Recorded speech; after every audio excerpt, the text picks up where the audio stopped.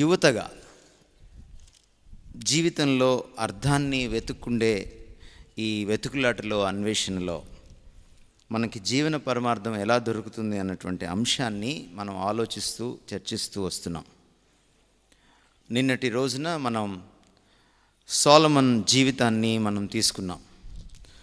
తన జీవితంలో తాను ఎంతగా దేవుడు లేకుండా లైఫ్ని ఎంజాయ్ చేయాలనుకున్నాడో, చివరికి అది తనకి ఎందుకు దొరకలేదో మనం నిన్న చూసాం. కాబట్టి జీవితాన్ని ఎంజాయ్ చేయడానికి దేవుని ప్రాముఖ్యత ఏంటో మన జీవితంలో అతి పిన్న వయసులో, చిన్న వయసులో, యువతగా ఉన్నప్పుడే అన్నదాన్ని, ఆ ప్రాముఖ్యత నేను మనం గుర్తించాం. ఈరోజు ఆ చర్చను, ఆ ఆలోచనను, ఆ ధ్యానాన్ని కొనసాగిద్దాం. సొలొమన్ రాసినటువంటి ప్రసంగి గ్రంథాన్ని మరొకసారి మనము చదవడానికి ప్రయత్నం చేద్దాం. 12 అధ్యాయాలు ఉన్నటువంటి ఈ ప్రసంగి గ్రంథం తన ముసలి వయసులో సొలొమోను రాశాడు. నేను నిన్న చెప్పినట్టుగానే, నాలాగా మీరు బ్రతకద్దు, నాలాంటి యవన జీవితాన్ని మీరు కూడా ఫాలో అయితే పాడైపోతారు, ముసలి వయసు వచ్చిన తర్వాత సరిదిద్దుకోవడానికి మీకు సమయం దొరకదు. నిజానికి సొలొమోనుకి దేవుడు ఒక ప్రత్యేకమైన, ఎక్స్ట్రాడినరీ, అసాధారణమైన జ్ఞానాన్ని ఇచ్చాడు. కాబట్టి కనీసం చనిపోకముందు ఈ పుస్తకాన్ని రాయగలిగాడు. మనం చెడిపోతే కనీసం పక్కనోడికి ఇలాంటి పుస్తకాన్ని రాయలేం, చెప్పలేం కూడా. కాబట్టి సొలొమోన్ని ఒక నెగటివ్ ఎగ్జాంపుల్గా తీసుకోవాలని, తనలాగా మనం బ్రతకూడదని, లైఫ్లో everything is a plus to Solomon, but only God is a minus. When everything is plus, when God is a minus, life becomes minus. మ్యాథ్స్లో కూడా plus into minus is equal to minus అవుతుంది. Maths కరెక్ట్గా ఉందన్నమాట equation. అలా కాకుండా ఏమీ లేకపోయినా, if God is there, life is a plus. అది సొలొమన్ పుస్తకం మనకు తెలియచేస్తుంది. సొలొమన్ జీవితం నిలువెత్తు నిదర్శనంగా మన ముందు నుంచొని మనతో మాట్లాడుతుంది. ఈరోజు జీవితానికి అర్థం వెతుక్కోవడానికి మనం చేసే ప్రయత్నంలో 12 అధ్యాయాల్లో అనేక సార్లు, పలుమార్లు వ్యర్థం వ్యర్థం వ్యర్థం వ్యర్థం అని రాసిన పుస్తకంలో మనం అర్థం వెతుక్కుంటున్నాం. అది ఈరోజు మన వైవిధ్యం. That's a paradox of today. Solomon వ్యర్థం వ్యర్థం వ్యర్థం అని రాస్తూ జీవితం గురించి, జీవితంలో నువ్వు ఏం చేసినా వ్యర్థమే, జ్ఞానం సంపాదించినా వ్యర్థమే, నువ్వు మూర్ఖుడు అయినా వ్యర్థమే, ఇద్దరు ఒకటే అని కూడా చెప్పేశాడు. టెక్నాలజీ వ్యర్థం, కీర్తి ప్రతిష్టలు వ్యర్థం, లేకపోతే సెక్స్లో ఎంజాయ్ చేయాలనుకుంటే అది కూడా వ్యర్థం, లేకపోతే తాగుడులో, బూజింగ్లో మునిగి తేలాలనుకుంటే అది కూడా వ్యర్థం. ఫన్, ఆల్వేస్ ఫన్, ఆనంద డోలికల్లో తేలి ఆడాలి, వినోదం విలాసంలో తేలి ఆడాలి అనుకుంటే అది కూడా వ్యర్థం. పోనీ మంచి పనులు చేసి 10 మందికి సోషల్ సర్వీస్ చేద్దామనుకుంటే అది కూడా మీనింగ్ ఇవ్వదు అని చెప్పేశాడు. పోనీ అధికారాన్ని చెలాయిద్దాం, అధికారమే దొరికితే, అందలం ఎక్కితే నాకు మీనింగ్ ఏమైనా దొరుకుతుంది అనుకుంటే అది కూడా ఆయనకు దొరికింది, అది కూడా మీనింగ్ ఇవ్వదు అని తేల్చేశాడు. సో ఇప్పుడు పుస్తకం కంక్లూషన్కి వచ్చాడు. మరి కంక్లూషన్ అని చెప్పాలి కదా, ఏది మీనింగ్ ఇస్తుందో. చాలాసార్లు మనకు విసుగు పుడుతుంది, ఏ చేసినా తప్పు అంటారు, రైట్ ఏంటి అని అంటాం మనం. ఏది మీనింగ్ ఇవ్వదు అని అన్నప్పుడు మరి ఏం మీనింగ్ ఇస్తుంది ఇంకా అన్న ప్రశ్న తప్పకుండా వస్తుంది. అందుకనే ఈ జ్ఞాని తన పుస్తకం ముగింపులో ఆయన జీవితానికి మీనింగ్ని, అర్థాన్ని చేకూర్చేది ఏమిటి అన్న విషయాన్ని చాలా స్పష్టంగా మాట్లాడుతున్నాడు. నిన్నట్లాగానే మీకోసం వాడుక భాష బైబిల్ని నేను చదువుతాను. నేను కొంచెము 11వ అధ్యాయము చివరి భాగం నుంచి, అంటే 9 నుంచి నేను చదువుతున్నాను, 12 చివరి వరకు, ఎందుకంటే అదంతా ఒక యూనిట్గా ఉంది కాబట్టి. 11:9 ప్రసంగి గ్రంథం నుంచి నేను చదువుతున్నాను. యువక, లేతే యువతీ యువకులారా, నీ యువతలో సంతోషించు, నీ యువ దశలో నీ హృదయంలో సంతుష్టి ఉండేలా చూసుకో. నీ హృదయంలో ఉన్న ఆశయాలను, నీ కండ్లు చూచిన వాటిని అనుసరించి ప్రవర్తించు. కానీ ఒక విషయం తెలుసుకో, నీవు చేసిన వాటన్నిటినీ గురించి దేవుడు నీకు తీర్పు తీరుస్తాడు. 10వ వచనం, చివరి వచనం 11వ అధ్యాయం. నీ హృదయంలో నీవేమీ కంగారు పడకు, బాల్యం యవ్వనం వ్యర్థం. నీ శరీరానికి చెడు కలిగించేదేదో దాన్ని దూరం చేసుకో. 12వ అధ్యాయం. కష్టాలతో నిండిన రోజులు రాబోతాయి. జీవితం అంటే నాకు సంతోషం లేదు అని నీవు చెప్పే కాలం రాబోతుంది. అంతకుముందే నీ యువదశలోనే నీ సృష్టికర్తను స్మరించుకో. ఇక్కడి నుంచి ఆయన ముసలితనంలో ఎలా ఉంటుందో కవితాత్మకంగా, అలంకారయుక్తంగా రాసుకుంటూ వెళ్తాడు. వెలుగు మసకబారుతుంది, సూర్యచంద్ర నక్షత్రాలను చీకటి కమ్ముతుంది, వాన వెంట మేఘాలు మళ్ళీ వస్తాయి. అంతకు ముందే నీ సృష్టికర్తను స్మరించుకో. అంటే నువ్వు పెద్దవాడివి, పెద్దదానివి కాకముందే. 3వ వచనం. ఆ కాలం ఇంటికి కావలి వాళ్ళు వణుకుతారు, బలిష్ఠులు వంగిపోతారు, తిరగలి విసిరేవారు కొద్దిమంది మాత్రమే కదా అని పని మానేస్తారు. కిటికీలో నుంచి చూచేవారి దృష్టి మందగించిపోతుంది, తిరగటిరాళ్ళు చప్పుడు తగ్గిపోతుంది, వీధి తలుపులు మూసివేస్తారు, పిట్టకూతకు మనుషులు మేల్కుంటారు, కానీ సంగీతనాదమంతా మెల్లగా వినిపిస్తుంది. ఎత్తు స్థలాలంటే మనుషులకు భయం అవుతుంది, దారిలో భయంకర దృశ్యాలు కనిపిస్తాయి, బాదం చెట్టుకు పూలు పూస్తాయి, మిడత బరువెక్కిపోతుంది, ఆశ గతించిపోతుంది, మనిషి తన శాశ్వత నివాసం చేరుతాడు, అతడి కోసం ఏడుస్తూ బజారున పడతారు. 6వ వచనం. వెండితాడు విడిపోతుంది, బంగారు గిన్నె నలిగిపోతుంది, నీటి ఊట దగ్గర కుండ బద్దలవుతుంది, బావి దగ్గర చక్రం విరిగిపోతుంది, మట్టితో తయారైంది తిరిగి మట్టిలో కలిసిపోతుంది, ఆత్మ దాన్ని ఇచ్చిన దేవుని దగ్గరకు పోతుంది. అంతకుముందే నీ సృష్టికర్తను స్మరించుకో. నీ చావు రాకముందే నీ సృష్టికర్తను స్మరించుకో అని చెప్తున్నాడు. 8వ వచనం. వ్యర్థం వ్యర్థం అంటున్నాడు. ఈ ప్రసంగి అంతా వ్యర్థం. 9వ వచనం. ఈ ప్రసంగి జ్ఞాని, అంతేగాక అతడు ప్రజలకు జ్ఞానాన్ని ఉపదేశించాడు, అతడు చింతనాపరుడై ప్రచురించాడు, ప్రసంగి చక్కని మాటలు రాయడానికి ప్రయత్నించాడు, అతడు రాసినది నిష్కపటమైన యథార్థ వాక్కులు. జ్ఞానుల వాక్కులు ములుకోలల లాంటివి, గట్టిగా బిగించి దిగకొట్టిన మేకుల లాంటివి, కాపరి ఒక్కడే వాటిని ఇచ్చాడు. 12వ వచనం. అవిగాక వేరే వాటిని గురించిన హెచ్చరిక విను, నా కుమారా, పుస్తకాలు అసంఖ్యాకాలుగా రాస్తారు, వాటికి అంతు పొంతు ఉండదు, విద్యాభ్యాసం అతిగా చేయడం వల్ల శరీరం అలసిపోతుంది. 13.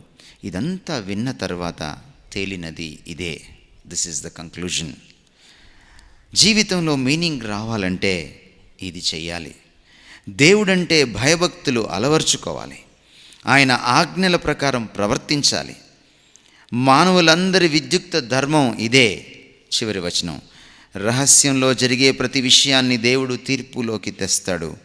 మనుషులు చేసే ప్రతి పని అది మంచిది కానీ కాకపోని తీర్పులోకి వస్తుంది. ఇది ప్రసంగి చెప్పే మాటలు. ఈ మాటల్ని చూస్తే ప్రసంగి కొన్ని విషయాల్ని మనకు చెప్తున్నాడు. మీరు జీవితంలో అర్థం కోసం వెతుకుతున్నారా, లేక అర్థవంతమైన జీవితాన్వేషణ అనే పనిలో పడ్డారా? అలాగైతే ఈ పనులు చేయండి. ఏమి చేయొద్దో అని అంతకుముందు చెప్పిన ప్రసంగి ఇప్పుడు కంక్లూజన్లో ఏమి చేయాలో ఆయన చెప్తున్నాడు. నెంబర్ 1 ఆయన ఏమంటున్నాడంటే 10వ వచనము 11వ అధ్యాయము. పుట్ అవే ఈవిల్, నీ మనసులోని చెడుగును తొలగించుకో. That's number 1. Put away evil from your heart, from your flesh. Number 2, remember your creator. నీ సృష్టికర్తను స్మరణకు తెచ్చుకో. నీ సృష్టికర్తను ఎప్పుడు మర్చిపోకు. ఇది రెండవది. మూడవది ఆయన ఏమంటున్నాడంటే ఫియర్ గాడ్. దేవునికి భయపడు, దేవునికి భయపడు. నాలుగవది ఆయన ఏమంటున్నాడంటే కీప్ హిస్ కమాండ్మెంట్స్. ఆయన ఆజ్ఞలకు విధేయత చూపించు, ఆయన ఆజ్ఞల్ని పాటించు. ఈ 4 మీరు చేయగలిగితే మీ జీవితంలో మీకు అర్థం దొరుకుతుంది. అద్భుతమైన జ్ఞానంతో, అనుభవ జ్ఞానంతో, దైవ జ్ఞానంతో, అసాధారణమైన జ్ఞానంతో ప్రసంగి తన యవ్వన దశను ఒక ఎగ్జాంపుల్గా తీసుకుని తన ఓల్డ్ ఏజ్లో పుస్తకం రాస్తున్నాడు యంగ్స్టర్స్ కోసం. బైబిల్లో బహుశా ఏ పుస్తకాన్ని ప్రత్యేకించి యంగ్స్టర్స్కి రాసిన పుస్తకం 66 పుస్తకాల్లో లేదు. The one and only book that is addressed to youth, youngsters, is the book of Ecclesiastes. ప్రసంగి గ్రంథం మాత్రమే 66 పుస్తకాల్లో బైబిల్ గ్రంథంలో ప్రత్యేకించి యువత కోసం రాసిన పుస్తకం. ఈ పుస్తకాన్ని మీరు అర్థం చేసుకోగలిగితే, అందులో వ్యర్థం వ్యర్థం వ్యర్థం అని ఎందుకన్నాడో, దాని వెనుకున్న పరమార్థం ఏంటో, జీవిత పరమార్థం ఏంటో మీకు అర్థమవుతుంది. మళ్ళీ ఇప్పుడు మనం చదివిన వాక్య భాగంలో కూడా ఆయన అంటున్నాడు, కనీసం 3-4 సార్లు ఆయన వ్యర్థం వ్యర్థం అంటూ అర్థమేంటో బోధిస్తున్నాడు మనకి. 11వ అధ్యాయం 10వ వచనంలో ఆయన ఏమంటున్నాడు తెలుసా? యవ్వనం వ్యర్థం అంటున్నాడు. అంటే మేము మమ్మల్ని అందరినీ ముసలోళ్ళం అయిపోమంటారా అని మీరు అడగచ్చు. యవ్వనం వ్యర్థం అని అంటున్నాడు. ఇంకా ముందుకెళ్ళి 8వ వచనం 12వ అధ్యాయంలో ఆయన ఏమంటాడంటే అంతా వ్యర్థం. ఇంగ్లీష్లో చాలా బాగుంది, వ్యానిటీ ఆఫ్ వ్యానిటీస్. వ్యర్థంలో వ్యర్థం అంటే ఒకవేళ చెత్తని రీసైకిల్ చేస్తే ఒక 6 సార్లు 7 సార్లు చేయగలుగుతాం రీసైక్లింగ్, ఆ తర్వాత చేయలేం. చెత్తని బాగా రీసైక్లింగ్ చేసిన తర్వాత ఇంక రీసైక్లింగ్ చేయడానికి కూడా వీల్లేనంత విధంగా అయిపోతుంది చూసారా చెత్త. అంత చెత్త అంట జీవితం. ఎంత చెత్త అవుతుందిరా దేవుడు లేకుండా జీవితం అంటే చెత్త లాంటి చెత్త అవుతుందన్నమాట. చెత్తకు మించిన చెత్త అవుతుందన్నమాట. అందుకని ఏమన్నాడంటే if you minus God in your life, మీ జీవితంలోంచి దేవుణ్ణి కానీ పక్కన పెడితే మీరు చెత్తగాళ్ళగా మిగిలిపోతారు అని మన పరిభాషలో చెప్తున్నాడు. ఎంత చెత్త అంటే ఇంకా అది రీసైక్లింగ్ కూడా పనికిరాని చెత్త అన్నమాట. పిప్పి అయిపోతారు. మీరు ఎప్పుడైనా చెరుకు రసం స్టాల్కి వెళ్ళారా? చెరుకు రసం తాగారా? వెనక్కి వెళ్ళి చూడండి ఒకసారి. అక్కడ ఒక పెద్ద కుప్పు ఉంటుంది. చెరుకు రసం వాడు ఏం చేస్తాడంటే గడ ముందు పెట్టి ఆ తర్వాత మళ్ళీ గడను మడిచి మళ్ళీ పెడతాడు మెషిన్లో, మళ్ళీ మడిచి మళ్ళీ పెడతాడు. పిప్పిలాగా అయిపోతుంటే మళ్ళీ ఆ పిప్పిని పెడతాడు. పెట్టి పెట్టి పెట్టి చివరిదాకా మీకు రసం ఇస్తాడు. ఎందుకంటే వాడికి డబ్బులు మిగలాలి కాబట్టి. పిప్పిలోంచి కూడా రసం తీసి మీ దాంట్లో మీ గ్లాసులో పోస్తాడు. ఆ వెనక్కి వెళ్ళి ఆ పిప్పిని పట్టుకొని చూడండి మీరు, లేదా కొంచెం తుంచుకొని కొరికి చూడండి. Nothing remains, nothing remains. నేను చెప్పాను మీకు, God made you as somebody. ఒక అద్భుతమైన సామర్థ్యం ఉన్న వ్యక్తిగా. And one somebody is different from other somebody. Here ఇక్కడ కూర్చున్న వాళ్ళు ఎవరు కూడా నోబడి, చేతకానివాడు, అసలు ఏమీ లేనివాడు, పూర్తిగా చెత్త అయిన వాడు లేనే లేడు. దేవుడు అలా సృష్టించాడు మనిషిని. ప్రతి యువకుడు, ప్రతి యువతి ఒక పొటెన్షియల్, ఒక మహాశక్తి, ఓ మహాయుక్తి. కానీ సోలమన్ ఒక డేంజర్ ఉందని చెప్తున్నాడు. ఒకవేళ మీరు దేవుణ్ణి కానీ పక్కన పెడితే దిస్ సంబడి నోబడి అయిపోతుంది. You become nothing. ఎంత నథింగ్ అవుతారంటే మీరు, యు బికమ్ నథింగ్. ఇంకా అందులోంచి తీసుకోవడానికి ఏమీ ఉండదు. మీరు బ్రతుకుతారు, మీకు ఉద్యోగాలు కూడా వస్తాయి, మీకు పెళ్ళిళ్ళు అవుతాయి, మీరు కారులో కూడా తిరుగుతారు, మీరు అమెరికా కూడా వెళ్ళొచ్చు. బట్ నీ జీవితం నథింగ్ అయిపోతుంది. చివరిలో కూర్చొని నేనేం సాధించాను అని అనుకుంటే నథింగ్. స్టీవ్ జాబ్స్, మీరు ఇంటర్నెట్లోకి వెళ్ళి చూడండి, చనిపోయేటప్పుడు బాధపడింది అదే స్టీవ్ జాబ్స్. నేను అనుకున్నాను డబ్బు ప్రధానం అని అనుకున్నాను నా జీవితంలో, కీర్తి ప్రధానం అనుకున్నాను నా జీవితంలో, అందరికంటే విషయాన్ని చాలా డిఫరెంట్గా ప్రజెంట్ చేయాలనుకున్నాను. నేను ద బెస్ట్ చూపించాలి ప్రపంచానికి అనుకున్నాను. కాబట్టి కీర్తి, డబ్బు, ఎక్సలెన్స్ ఇవి జీవితంలో ప్రధానం అని నేను అనుకున్నాను. కానీ ఈరోజు క్యాన్సర్ వ్యాధితో బాధపడుతూ ఈ మంచం మీద కూర్చొని నాకు విషయం అర్థమైంది, ఇవి కాదు ప్రాముఖ్యం. జీవితంలో డబ్బుకి మించింది, ఖ్యాతికి మించింది, ఎక్సలెన్స్కి మించింది ఉంది. వీటన్నిటిని నేను ఇప్పుడు తీసుకొని వెళ్ళలేకపోతున్నాను. అవన్నీ కూడా నాకు సంతోషాన్ని ఇవ్వలేకపోయాయి.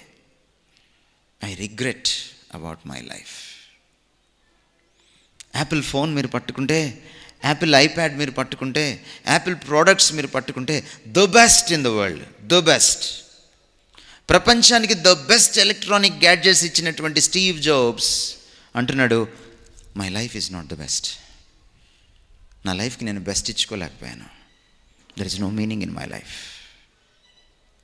What is missing? జీవితానికి ఏది అర్థాన్ని ఇస్తుందో ఆ కీలకమైన విషయమే మిస్ అయిపోయింది. And that is God. అందుకనే సొలొమన్ అంటున్నాడు, మొదటి విషయం, మీరు నిజంగా ఒకవేళ అర్థాన్ని పొందాలి జీవితంలో అని అనుకుంటే, ఆ జీవితానికి కర్త అయిన ఆయన, అందుకని ఆయన వాడే పదజాలం ఏమంటాడంటే, దేవుణ్ణి తలుచుకోండి అనట్లేదు ఆయన, దేవుణ్ణి స్మరించుకోండి అనట్లేదు. హీ సో స్పెసిఫిక్, చాలా స్ట్రైట్గా మాట్లాడుతున్నాడు ఆయన. నీ సృష్టికర్తను స్మరించుకో. ఎందుకు సృష్టికర్త అనే పదజాలం వాడాడు ఆయన? Remember your maker, your creator, your manufacturer. ఎందుకు వాడాడు అలాగా? ఎందుకంటే జీవితానికి కర్త దేవుడు అని గుర్తు చేయడానికి వాడాడు. జీవితానికి కర్త అయిన వాడు, రచయిత అయిన వాడు, జీవితానికి మూలమైన వాడిని నువ్వు తలుచుకోకపోతే, ఆయన ఎరుకలో నువ్వు బ్రతకకపోతే జీవితానికి అర్థం దొరకదు కదా. మనిషి సెల్ ఫోన్ని తయారు చేసుకున్నాడు, మానవుడే దీని సృష్టికర్త. కానీ సెల్ ఫోన్ అలిగి నేను నీ చేతుల్లో ఉండను అని ప్రపంచంలో సెల్ ఫోన్స్ అన్నీ మనిషి మీద అలిగాయి అనుకోండి, ఏమవుతాయి సెల్ ఫోన్స్? పనికి మాలినవి అవుతాయి, ఉపయోగానికి రావు. వీటన్నిటిని తీసుకెళ్ళి స్క్రాప్ వేసుకోవాలి, ఇనుప కొట్లో వేసుకోవాలి. అక్కడ కూడా పనికి వస్తే లేదో తెలియదు, ఎందుకంటే దీంట్లో అంత ఇనుము ఉండదు, ప్లాస్టిక్, సిలికాన్ ఉంటుంది. అక్కడ కూడా పనికిరాదు. తూకానికి కూడా కనీసం ఒక పప్పు చెక్క కూడా ఎవరు ఇది వేస్తే. పప్పు చెక్క కంటే హీనమైపోద్ది నీ జీవితం.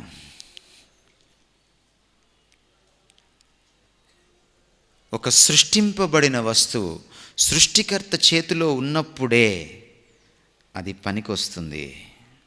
Please remember this principle. నా అంతట నేనేదో సాధించేస్తాను, నా అంతట నేనేదో చేసేస్తాను, నాకు మీనింగ్ వచ్చేస్తుంది అని నువ్వు అనుకుంటే అది చాలా పొరపాటు. అది జరిగే పని కానే కాదు. అందుకనే సొలొమన్ అంటున్నాడు, రిమెంబర్ యువర్ క్రియేటర్. ఆయన నొక్కి చెప్తున్నాడు, సృష్టికర్తను స్మరణకు తెచ్చుకో.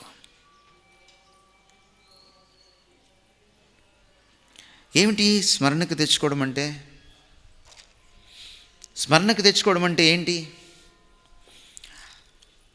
ఆయనను దృష్టిలో పెట్టుకుని జీవించాలి, ఆయన ఎరుకలో, కాన్షియస్నెస్లో జీవించాలి. ఆయనే నీ జీవితానికి మూలమనే విషయాన్ని, ఆ సత్యాన్ని మరిచిపోకుండా ఆ సత్యపు వెలుగులో నీ జీవితాన్ని సరిచేసుకోవాలి. స్మరణకు తెచ్చుకోవడం అంటే ఏంటి అంటే మర్చిపోయావన్నమాట already. It presupposes that you forgot God. మనుషులు దేన్నైనా మర్చిపోతారు లేదో తెలియదు, కానీ బాధను కూడా మర్చిపోవడం కష్టమే. కానీ దేవుణ్ణి మాత్రం చాలా సునాయాసంగా మర్చిపోతారు. స్టూడెంట్స్కి దేవుడు ఎప్పుడు బాగా గుర్తొస్తాడు?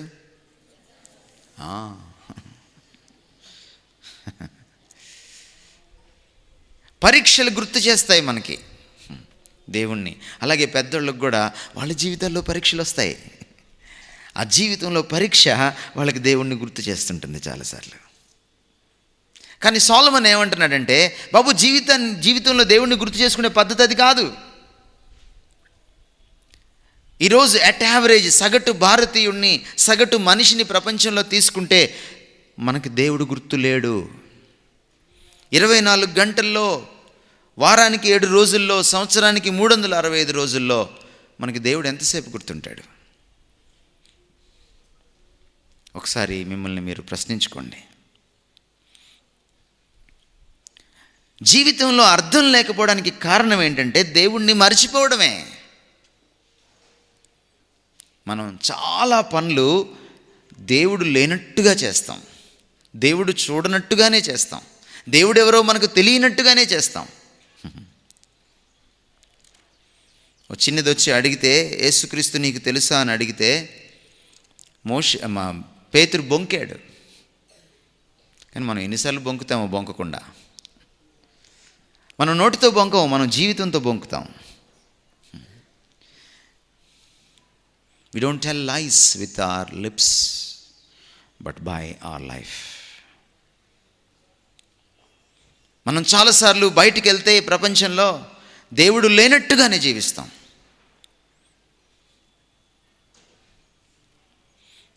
నేను ఎవరిని అన్న ప్రశ్నకు బిల్ హైబిల్స్ అనేటువంటి పాస్టర్, అమెరికాలో fastest growing church willow creek community church pastor, అద్భుతమైన మాట చెప్తాడు. నువ్వెవరివి అంటే, ఎవరు నిన్ను చూడనప్పుడు నువ్వెవరివో అదే నువ్వు అంటాడు. హూ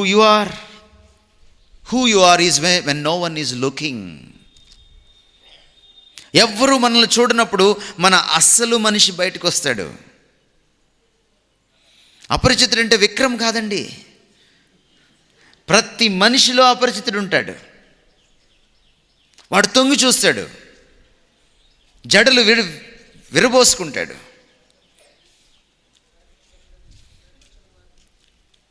అపరిచితులు ఎందుకున్నారంటే ప్రతి మనిషిలో మనకి దేవుడు అపరిచితుడయ్యాడు కాబట్టి. సొలొమన్ అంటున్నాడు, get to know your God. నిన్ను సృష్టించిన సృష్టికర్తను మళ్ళీ తెలుసుకో, reconnect with him. There starts the meaning of life. The meaning of life starts with God and God alone. జీవితంలో మీనింగ్ ఎలా వస్తుందంటే దేవుడితో ఆరంభం అవుతుంది, ఇంకెవరితో ఆరంభం కాదు. ఎందుకంటే ఓ వస్తువును సృష్టించిన వాడికే అది ఎందుకు సృష్టించాడో, అది ఏం పని చేయాలో, అది దేనికి పనికి రావాలో తెలుస్తుంది, ఇంకెవడికి తెలియదు. ఒక వస్తువు చెడిపోతే దాన్ని మెకానిక్ దగ్గర తీసుకెళ్తే వాడు కూడా బాగు చేయలేకపోతే వాడు ఒక మాట అంటాడు, సార్ కంపెనీకి పంపించాలి సార్ అంటాడు. ఎందుకంటాడు ఆ మాట? కంపెనీలో మ్యానుఫ్యాక్చరర్ ఉంటాడు, సృష్టికర్త ఉంటాడు. చెడిపోయిన మన బ్రతుకుల్ని రిపేర్ చేయగలిగింది ఒక్కడే, సృష్టికర్త. ఒకవేళ ముసలితనంకి వచ్చేసిన తర్వాత నువ్వు రిపేర్ చేయాలనుకుంటే ఏమవుతుంది? మీరు బైక్స్ వాడతారు, కార్స్ వాడతారు, సైకిల్స్ వాడతారు. చెడిపోయిన తర్వాత దాన్ని అలాగే తొక్కుతుంటే పక్కన ఇంకో పార్ట్ చెడిపోద్ది, దాన్ని అలాగే వాడుతుంటే ఇంకొక పార్ట్ చెడిపోద్ది. సార్ చాలా లేటుగా తీసుకొచ్చారు సార్, 5,000 అవుద్దంటాడు వాడు, 10,000 అవుద్దంటాడు. అమ్మో అంతా, ఎందుకంటే లేటుగా తీసుకొచ్చావు నువ్వు.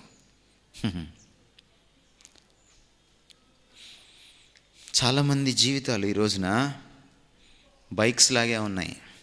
ముందుగానే బోర్కు వచ్చేసింది మీ లైఫ్.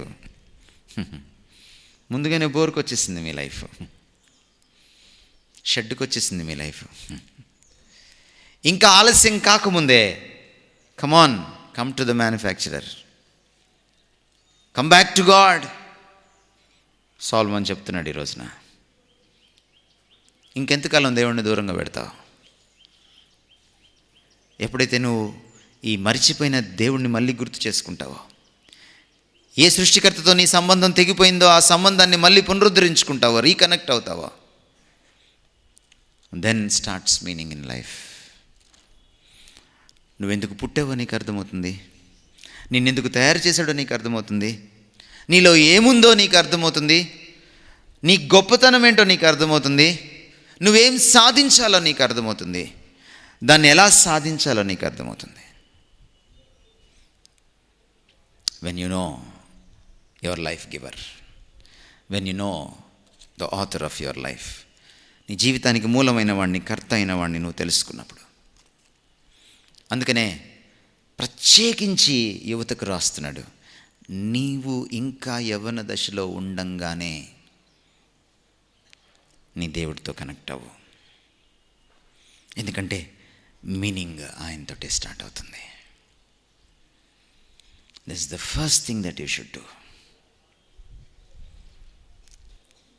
చాలాసార్లు మనం అనుకుంటాం, ఎందుకు ఇలా చేయాలి, ఏంటి దేవుడితో సమస్య ఏంటి, దేవుడు లేకపోతే నేను ఎందుకు సాధించలేను? ఎస్, చాలా సాధించలేము మనం. చాలాసార్లు యువతీ యువకులకి ఈరోజు ప్రాబ్లం ఏంటి? They are at crossroads. వాళ్ళు 4 రోడ్ల చౌరస్తాలో నుంచొని వాళ్ళు ఏం చేయాలో వాళ్ళకి అర్థం కావట్లా. ఏంటి వాళ్ళ చౌరస్తా? చదువుకు సంబంధించిన చౌరస్తా,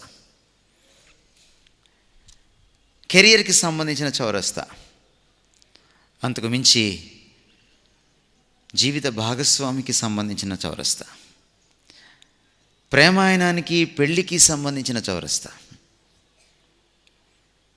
సాధారణంగా ఆ చౌరస్తాలో నుంచుంటే 4 రోడ్లు కనపడతాయి. కానీ మనకి 4 రోడ్లలో 4 అమ్మాయిలు కనపడుతున్నారు.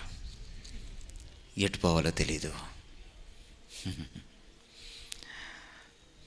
ఒకసారికి ఒకవైపే చూడగలవు, ఒకేసారి 2 వైపులు చూడలేవు. 2 చెంపలు పగిలిపోతాయి. ఈరోజు ఇక్కడ కూర్చున్న వాళ్ళలో సగం మంది ఆ ప్రాబ్లంలోనే ఉన్నారు.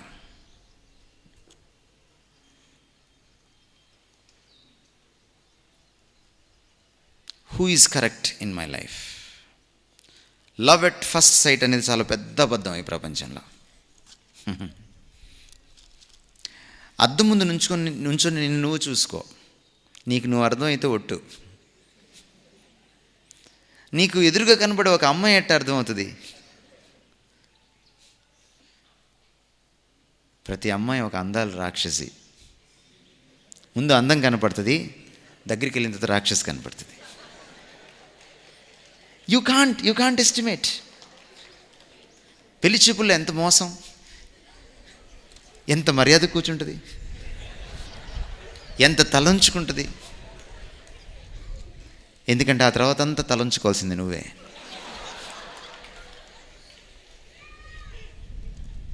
You can't estimate. ఒక ఉద్యోగాన్ని, ఒక భవిష్యత్తును, ఒక అమ్మాయిని, ఒక అబ్బాయిని, నీ జీవిత భాగస్వామిని నువ్వు ఏమాత్రం క్యాలిక్యులేట్ చేయలేవు. నువ్వు ఎప్పుడు పప్పులోనే కాలేస్తావు. అది కూడా చల్లపప్పులో, వేడిపప్పులో కాదు. వేడిపప్పులో కాలేసిన తెలుస్తుంది కనీసం. నువ్వు తప్పులో ఉన్నావు అనే సంగతి కూడా నీకు తెలియదు. దానికి కారణం ఏంటంటే నువ్వు నీ దేవుణ్ణి మర్చిపోయావు. దేవుడు ఒక కొలమానం, దేవుడు ఒక వెలుగు. ఏది రైటో ఏది తప్పో చెప్పగలిగింది దేవుడు కొలమానం. ఆయన ఏది సరి అయిన బాటో చూపించగలిగిన వాడు దేవుడు, వెలుగు ఆయన. ఆయనలో జీవం ఉండెను, ఆ జీవము మనుషులను వెలిగించుచుండెను. నేను లోకమునకు వెలుగై ఉన్నాను. దేవుడు వెలుగై ఉన్నాడు, ఆయనలో చీకటి ఎంత మాత్రమునూ లేదు. దేవుడు లేని వాళ్ళు చీకట్లో నడుస్తారు. తడివి చూస్తే ఏం తెలుస్తుంది? తెలియదు నీకు. రేపొద్దున లైటు, మ్యారేజ్ అయిన తర్వాత లైట్ వెలుగుద్ది. బుద్ధుడు గారికి లైట్ ఎప్పుడు వెలిగింది? బుద్ధ అంటే లైట్ వెలిగినవాడు అని అర్థం. The enlightened one. నా దృష్టిలో ఆయన ట్యూబ్ లైట్ కాదు, మెర్క్యూరీ లైట్. 5 నిమిషాల తర్వాత వెలుగుతుంది. పెళ్ళైపోయి భార్య వచ్చేసిన తర్వాత, పిల్లలు పుట్టేసిన తర్వాత అప్పుడు వెలిగింది ఆయనకి. ఛీ, ఈ జీవితం అంటే ఇలాంటిదా అని. అప్పుడు చెట్టు కింద కూర్చున్నాడు. చాలామందికి పెళ్ళైన తర్వాత వెలుగుతూ ఉంటుంది. సోక్రటీస్ ఏమన్నాడంటే, by all means you must get married. నువ్వు తప్పకుండా పెళ్లి చేసుకొని తీరాల్సిందే. ఒకవేళ మంచి భార్య వస్తే జీవితాంతం సంతోషిస్తావు, రాకపోతే ఏముంది, ఫిలాసఫర్ అయిపోతావు అన్నాడు.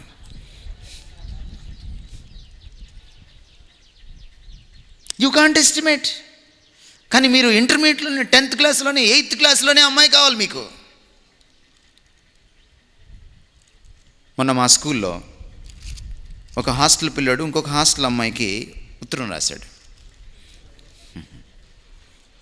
ఆ అమ్మాయి 8th క్లాసు, వీడు 5th క్లాసు.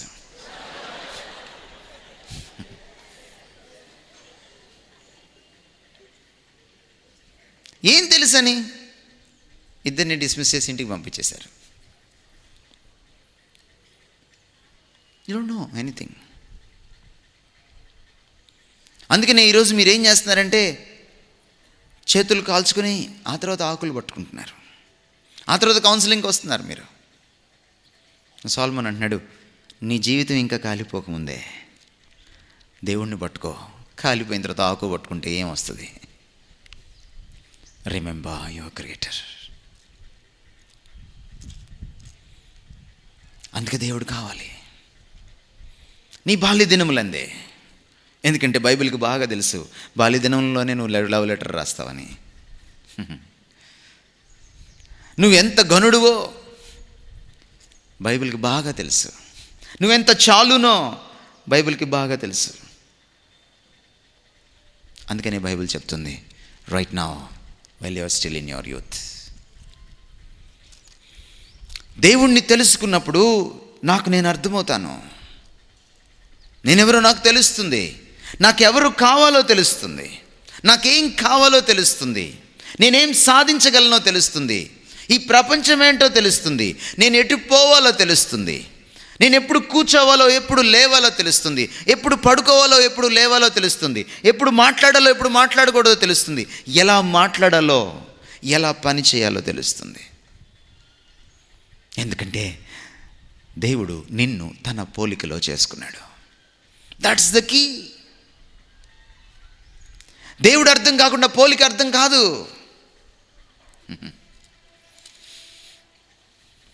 ఎప్పుడైనా మీరు లేకుండా ఫోటో తీయించుకున్నారా?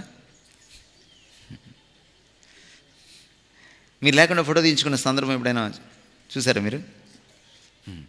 అరే నేను రావట్లేదు కానీ నా ఫోటో కొంచెం తీసి హాల్ టికెట్లో అతికించరా. Can you say that? Object లేకుండా ఫోటో లేదు, దేవుడు లేకుండా ఇమేజ్ లేదు.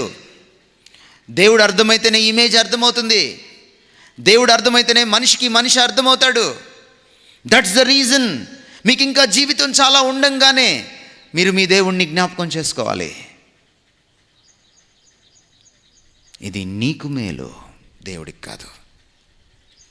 చాలాసార్లు దేవుణ్ణి తలుచుకోవడం వల్ల, దేవుణ్ణి పూజించడం వల్ల ఆయనకేదో వచ్చేస్తుందని మనం అనుకుంటాం. No no no.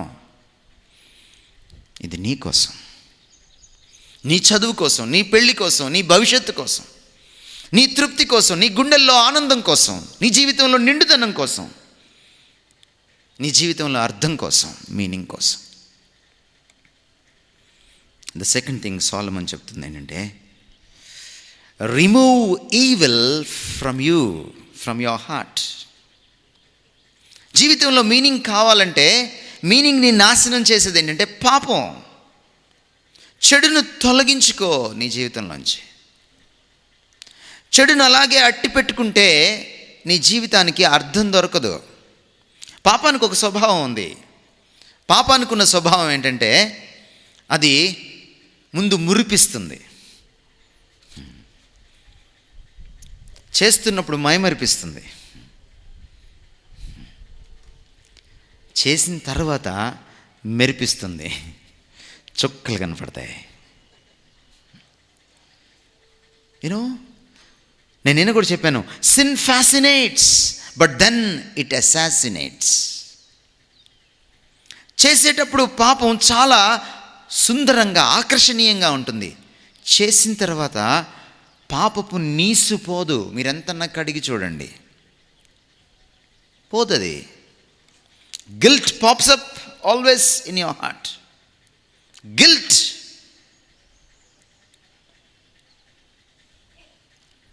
దాని నుంచి నువ్వు తప్పించుకోలేవు. షేక్స్పియర్ ఒక అద్భుతమైన కథ రాస్తాడు, మ్యాక్బెత్.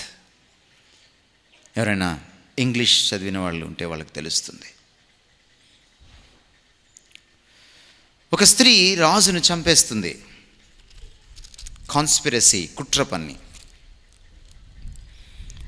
చంపేసిన తర్వాత ఆ రాజ్యాన్ని దోచుకోవడానికి ప్రయత్నం చేసిన తర్వాత ఒక్కొక్క పర్యవసానం ఎదురవుతూ ఉంటుంది వాళ్ళకి.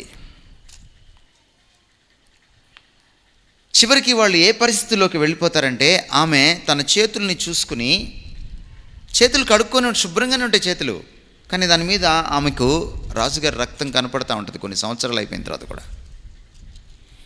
ఒక అద్భుతమైన మాట రాస్తాడు షేక్స్పియర్ మ్యాక్బెత్ అనే స్టోరీలో. గిల్ట్ గురించి అద్భుతంగా ప్రజెంట్ చేస్తాడు ఆ ఒక్క లైన్లో.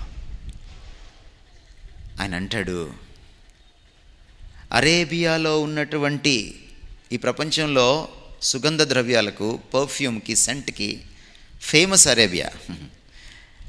ద బెస్ట్ సెంట్ దొరుకుతుంది అరేబియాలో. అరేబియాలో ఉన్నటువంటి సెంట్ అంతా తీసుకొచ్చి ఆమె చేతుల మీద పోస్తే కూడా ఆ వాసన పోదట. రాజుగారిని చంపేసిన ఆ వాసన, ఆ రక్తపు వాసన. Guilt is like that. పాపం చేసి చూడండి, చాలా సులభం. పాపాన్ని మర్చిపోయి చూడండి, చాలా కష్టం. అది కళ్ళ ముందు కనపడతానే ఉంటుంది. పెళ్ళి కాకముందే నువ్వు సెక్స్లోకి వెళ్ళిపోతావు, పెళ్ళి అయిపోయిన తర్వాత నీకు కళ్ళ ముందు కనపడతా ఉంటుంది. Every time when you look at your wife, every time when you look at your husband. Solomon అంటున్నాడు, నీ జీవితంలో సంతోషాన్ని చంపేసేది ఏంటంటే గిల్ట్, పాపం తెచ్చిన పర్యవసానం. పాపం చాలా క్రూరమైంది. అది ఎంత అందమైందో అంత క్రూరమైంది. అది నిన్ను పట్టుకొని నాశనం చేస్తుంది. నీ రెక్కలు విరిచి కట్టేస్తుంది. నిన్ను చిత్రహింసలు పెడుతుంది. You can't forget your sin. You can't forget your sin. ఈ ప్రపంచంలో మీరు ఏ పనైనా చేయండి, మీ పాపాన్ని మీరు మర్చిపోలేరు. బహుశా అది ఎవ్వరికీ తెలియకపోవచ్చు ఈ ప్రపంచంలో, కానీ నీ గుండె మాత్రం మర్చిపోదు. అది నీకు గుర్తు చేస్తూనే ఉంటుంది.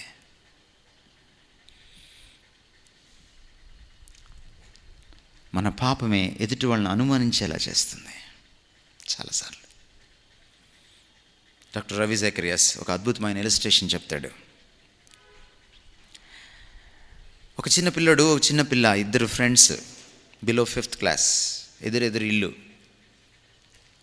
రోజు ఆడుకుంటారు సాయంత్రం స్కూల్ నుంచి రాగానే. చాలా మంచి ఫ్రెండ్స్ వాళ్ళిద్దరు. ఒక రోజున వీడి దగ్గర ఉన్నటువంటి రంగురంగుల గోళీలు తీసుకొని వెళ్ళి అమ్మాయికి చూపిస్తాడు. చాలాసేపు ఆడుకుంటారు. ఇంకో రోజున అమ్మాయి వాళ్ళ నాన్నగారు ఇంపోర్టెడ్గా తీసుకొచ్చిన ఇంపోర్టెడ్ స్వీట్స్, చాక్లెట్స్ అన్నీ తీసుకొచ్చి వాడికి ఇస్తూ ఉంటుంది. తింటూ ఉంటారు ఇద్దరు. వీడికి చాక్లెట్స్ అంటే చాలా ఇష్టం. ఈ అమ్మాయి చాక్లెట్లు చాలా తీసుకొస్తా ఉంటే, ఏంటి ఇన్ని చాక్లెట్లు తెస్తున్నావు అని అంటే, చాలా ఉన్నాయి నా దగ్గర అంటది. అప్పుడు వీడు ఒక డీల్ చేసుకుంటాడు ఆ అమ్మాయితో. నా దగ్గర ఉన్న గోళీలన్నీ నీకు ఇచ్చేస్తాను, నీ దగ్గర ఉన్న చాక్లెట్లన్నీ నాకు ఇచ్చేస్తావా అని అడుగుతాడు. అమ్మాయికి గోళీలు, ఆ కలర్స్ అంటే చాలా ఇష్టం. Because she's a girl. Girls అంటే కలరింగ్ కదా. సో ఆ అమ్మాయి డీల్కి ఒప్పుకుంటుంది. అమ్మాయి పరిగెట్టుకుంటే తన ఇంట్లోకి వెళ్తుంది, వీడు పరిగెట్టుకుంటా వీడి ఇంట్లోకి వెళ్తాడు. అమ్మాయి తన దగ్గర ఉన్నటువంటి చాక్లెట్లన్నీ డబ్బాలో వేసేసుకొని తీసుకొచ్చేస్తుంది వీడి దగ్గరికి. వీడు కూడా వాడి దగ్గర ఉన్నటువంటి రంగురంగుల గోళీలన్నీ జవురుకొని డబ్బాలో వేసుకుంటూ ఉంటే అననీయ సప్పీరులాగా ఒక ఆలోచన వస్తుంది వాడికి. నా దగ్గర ఇన్ని గోళీలు ఉన్నాయో ఆమెకు తెలియదు కదా అని కొన్ని గోళీలు తీసి దిండు కింద దాచిపెట్టేసి, కొన్ని గోళీలే తీసుకొని డబ్బాలో వేసుకొని డబ్బా మూత పెట్టేసి వాడు కూడా బయటకు వస్తాడు ఇంట్లో నుంచి. అమ్మాయి ఎదురు చూస్తూ ఉంటుంది చాక్లెట్లన్నీ పట్టుకొని. అమ్మాయి అమాయకంగా చాక్లెట్లన్నీ ఇచ్చేస్తుంది. వీడు గోళీలు ఇస్తూ ఉంటాడు, నా గోళీలన్నీ ఇచ్చేశాను అంటాడు.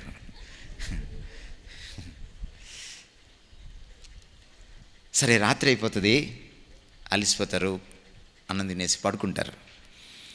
రాత్రి అమ్మాయి గుర్రు పెట్టి నిద్రపోతూ ఉంటుంది, వీడికి నిద్ర పట్టదు.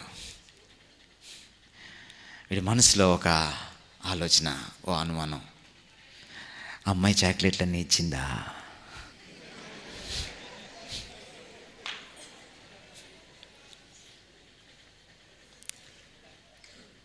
నువ్వు చెడ్డోడివి, అందుకని ఎదుటి వాళ్ళు చెడ్డోళ్ళేమో అని నీకు అనుమానం. నీకు చాలామంది గర్ల్ ఫ్రెండ్స్ ఉన్నారు, అందుకనే ఆ అమ్మాయి ఎవరితో మాట్లాడినా బాయ్ ఫ్రెండే అనిపిస్తుంది నీకు. గిల్ట్. నువ్వు చేసిన తప్పు నిన్ను వెంటాడుతుంది, నీ సంబంధాలని చెడిపేస్తుంది, అనుమానాన్ని తీసుకొస్తుంది నీ సంబంధాల్లోకి. అందుకని సొలొమన్ మరొక సూచన చేస్తున్నాడు, తీసివేయి నీ జీవితంలోంచి చెడును, నీ జీవితంలోంచి పాపాన్ని తొలగించుకో, అప్పుడు వ్యాకులం తొలగిపోతుంది. దానికి ముందే వ్యాకులం గురించి మాట్లాడతాడు 10వ వచనంలోనే. ఎప్పుడైతే పాపం పోతుందో గిల్ట్ పోతుంది, అప్పుడు హృదయం శాంతిస్తుంది, జీవితంలో సంతోషం దొరుకుతుంది, అర్థం దొరుకుతుంది, నిండుదనం దొరుకుతుంది. మీరు అనుకుంటారు, ఇది చాలా సుఖం, ఇది చాలా అందం, ఇది చాలా గొప్పది, ఇది చేస్తే భలే ఉంటుంది, మజా వస్తుంది అని మీరు అనుకుంటారు. మజా రాదు. నీ జీవితంలో సంతోషాన్ని పీకేసేది అదే, నీ గుండెల్లో వెలితిని క్రియేట్ చేసేది అదే. తీసివేయి దాన్ని. It can be a small లై. అబ్రహాం లింకన్ అంటాడు, అబద్ధాలు ఆడకండి ఎప్పుడు. ఒక్క అబద్ధం ఆడితే దాన్ని కప్పిపుచ్చుకోవడానికి జీవితంలో 1000 అబద్ధాలు ఆడాల్సి వస్తుంది అంటాడు.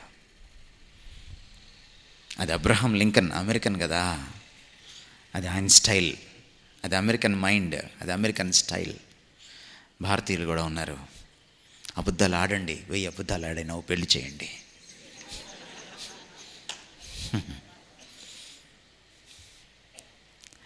ఆ దేశాల్ని ఈ పుస్తకం ప్రభావితం చేసింది. మన దేశాన్ని చాలా పుస్తకాలు ప్రభావితం చేశాయి, కానీ అబద్ధం నుంచి బయటికి తీసుకురాలేకపోయాయి. ఈరోజు అందరూ అబద్ధం ఆడతారు. మీ చిన్నప్పుడు అమ్మా నాన్నలు మీతో అబద్ధం చెప్తారు.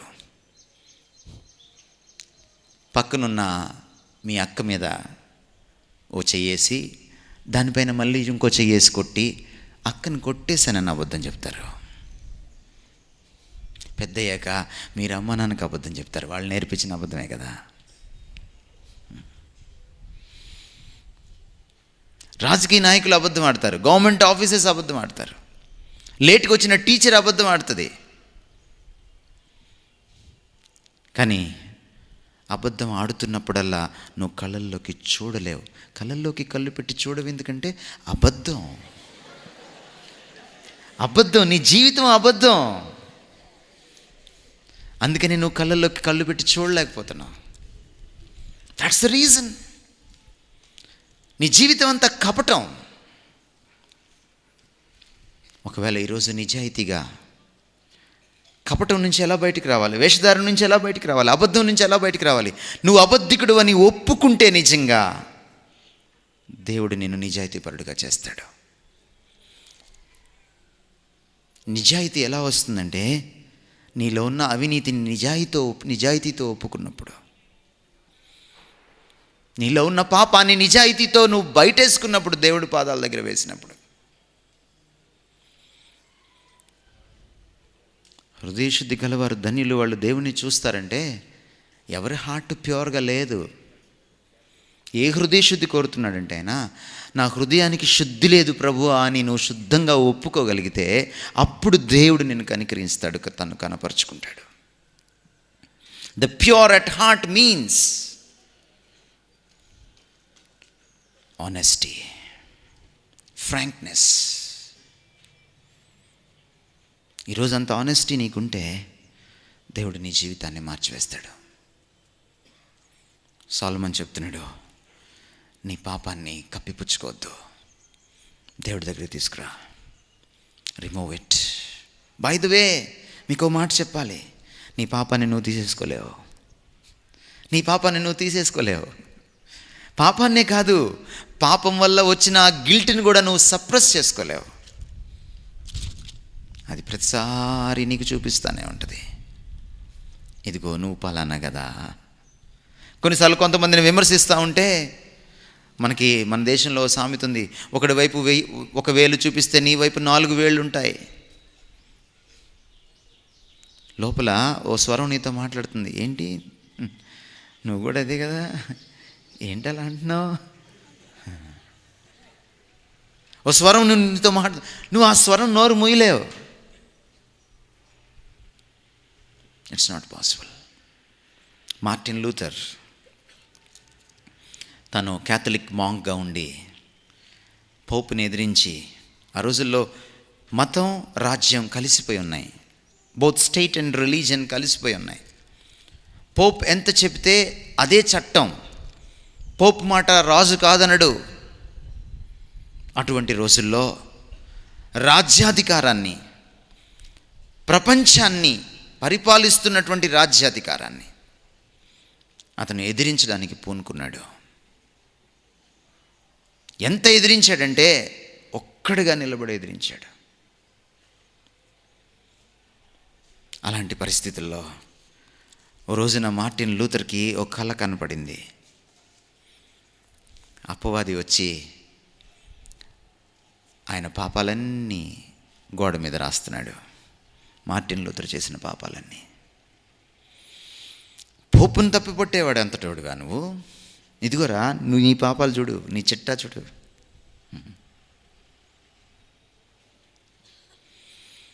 మార్టిన్ లూథర్ దేవుడి వైపు చూస్తాడు. ఒక చెయ్యి వచ్చి ఎర్ర సిరాతో ఆ పాపాలన్నిటినీ కొట్టేస్తుంది. Friends, I want to tell you today, నీ పాపాన్ని తీసివేయాలన్నా, ఆ పాపపు నీసు వాసనని తీసివేయాలన్నా, నీసు వాసన కాదు, నీసు గ్యాప్ వాసన, ఆ పాపపు నీసుని తీసివేయాలన్నా కూడా it is only the blood of Jesus Christ. ఎందుకంటే ఆయన సిలువలో పాపరహితంగా చనిపోయాడు. ఆయనలో పాపం లేదు. నీ గతాన్ని రూపుమాపగలిగిన వాడు ఒక్కడే ఈ ప్రపంచంలో, దట్ ఈస్ జీసస్. ఎందుకంటే ఆయనలో కించిత్ పాపం ఆలోచనల్లో సైతం లేదు. పాపరహితుడు మాత్రమే పాపాన్ని కడగగలడు, పాపానికి పరిహారం చెల్లించగలడు, పాపం నుంచి నిన్ను విడిపించగలడు. జీవితంలో మీనింగ్ ఎలా వస్తుంది? When you get rid of sin. నీ హృదయం నుంచి, నీ శరీరం నుంచి పాపాన్ని తొలగించుకున్నప్పుడు. దీనికోసం నువ్వు ఒక నూకాలమ్మ దగ్గర, తలుపులమ్మ దగ్గర, మైసమ్మ దగ్గర నించుని కొరడాలతో కొట్టుకోనక్కర్లేదు. 40 దినాలు మాలేసుకొని ఉపవాసం ఉండక్కర్లేదు. దీనికోసం నిన్ను బాధించుకోనక్కర్లేదు. నీకోసం ఆయన ఆల్రెడీ బాధింపబడ్డాడు సిలువ పైన. This is a free gift. This is a free gift. తీసుకోవాల్సింది నువ్వు. గిఫ్ట్ని తిరస్కరించవచ్చు, గిఫ్ట్ని యాక్సెప్ట్ చేయొచ్చు. ఎవరు గిఫ్ట్ని బలవంతంగా ఎవరు ఎంత ప్రేమతో గిఫ్ట్ని ఇస్తారో అంత ప్రేమతో దాన్ని తీసుకుంటేనే గౌరవం, అది గిఫ్ట్ అవుతుంది. దేవుడు ఎంత ప్రేమమయుడంటే, నీ పాపం నుంచి నువ్వు బయటేసుకోలేనప్పుడు, అది నీ జీవితంలో ఉన్న సంతోషాన్ని పీకేసినప్పుడు, నీ జీవితాన్ని పండగ చేసుకోవాలనుకుని దాన్ని నువ్వు దండగ చేసుకుంటున్నప్పుడు, మళ్ళీ నీ జీవితాన్ని నువ్వు పండగ చేసుకోవాలని, ఎంజాయ్ చేయాలని ఏదైతే అడ్డుపడుతుందో దాన్ని తీసివేయడానికి దాన్నంతా తన మీద వేసుకుని సిలువలో నీకోసం రక్తం కార్చాడు, శిక్ష చెల్లించాడు. బలి అంటే మీకు బాగా తెలుసు. క్లాసులో ఒకడు తప్పు చేస్తాడు, ఇంకోటి మీద పడుతుంది, టీచర్ వచ్చి వాడిని కొడుతుంది. అప్పుడు మనం బయటకు వచ్చిన తర్వాత అంటాం, ఈడు బలిరా అంటాం. అంటే ఇంకోటి చేసిన తప్పుకి ఈడు బలైపోయాడు అని. యేసుక్రీస్తు వారు నువ్వు చేసిన తప్పుకి ఏనాడో బలైపోయాడు. వేరేవాడు అమాయకంగా బలయ్యాడు, ఆయన కావాలని బలయ్యాడు నిన్ను విడిపించడం కోసం. గుండెల్లోంచి ఎలా తీసేసుకుంటాం, జీవితంలోంచి ఎలా తీసేసుకుంటాం చెడుగును. తీసేసుకుంటే కానీ జీవితానికి అర్థం రాదని సొలొమోను చెప్తున్నాడు. ద థర్డ్ థింగ్ సొలొమోన్ చెప్తున్న మాట ఏంటంటే, కీప్ హిజ్ కమాండ్మెంట్స్. విధేయత చూపించు దేవుడికి. మానవ కోటికి ఇదే విధి, విద్యార్థి లోకానికి ఇదే విధి, యువతి యువకులకు ఇదే విధి. This is your duty youngsters అని చెప్తున్నాడు. ఎందుకు ఇది విధి? మరో మార్గం లేదు, ఇక వేరే మార్గం లేదు. ఇంకా మీరు ఒక పల్లెటూరులో హెల్డప్ అయిపోయారు అనుకోండి, బంద్, ఆటోలు లేవు, బస్సులు లేవు, కారులు లేవు. ఓ ఎద్దుబండి వెళ్తుంటే ఏం చేస్తారు మీరు? ఆకలేసేస్తూ ఉంటుంది. ఏం చేస్తారు మీరు? ఎక్కి కూర్చుంటారు. అప్పుడు దాకా సిటీలో అపాచీ బైక్ వేసుకొని కట్టుకొట్టిన నువ్వు ఎద్దుబండికి కూర్చోవాలి. అదేమో తొందరగా పోదు. పోనీ నీకొచ్చా ఎద్దుల్ని తోలడం? రాదు. చచ్చినట్టు ఎక్కి కూర్చోవాల్సిందే. జీవితంలో కూడా ఇదే. నువ్వు చచ్చినట్టు దేవుడికి లోబడాల్సిందే. There is no other go. నీకు ఇష్టమున్నా లేకపోయినా దేవునికి లోబడ్డంలో ఆనందం ఉంది. దేవునికి నువ్వు విధేయత చూపించే కొద్దీ నువ్వు పాపాన్ని జయిస్తావు. దేవునికి నువ్వు విధేయత చూపించే కొద్దీ నీకు దేవుడు అర్థమవుతాడు, దేవుడికి దగ్గరగా జరుగుతావు. దేవునికి నువ్వు విధేయత చూపించే కొద్దీ భవిష్యత్తు నీకు అర్థమవుతుంది. ఎందుకంటే దేవుడు తన చిత్తాన్ని ఎవరైతే తనకు లోబడతారో వాళ్ళకి నెక్స్ట్ మాటని, నెక్స్ట్ చిత్తాన్ని, నెక్స్ట్ తన ప్లాన్ని చూపిస్తాడు. దేవునికి విధేయత చూపించే వాళ్ళు జ్యోతిష్కుడి దగ్గరికి వెళ్ళక్కర్లేదు. They know their future. మీరు చాలాసార్లు అడుగుతుంటారు, దేవుని చిత్తం ఎలా తెలుస్తుంది అని. దేవునికి విధేయత చూపిస్తూ ఉంటే తెలుస్తుంది. ఎంత విధేయత చూపిస్తే అంత దేవుడు చూపిస్తాడు. నీ జీవితంలో ఏం జరగబోతుందో, ఏం చేయబోతున్నాడో, ఎంత సుందరంగా దాన్ని తీర్చిదిద్దబోతున్నాడో.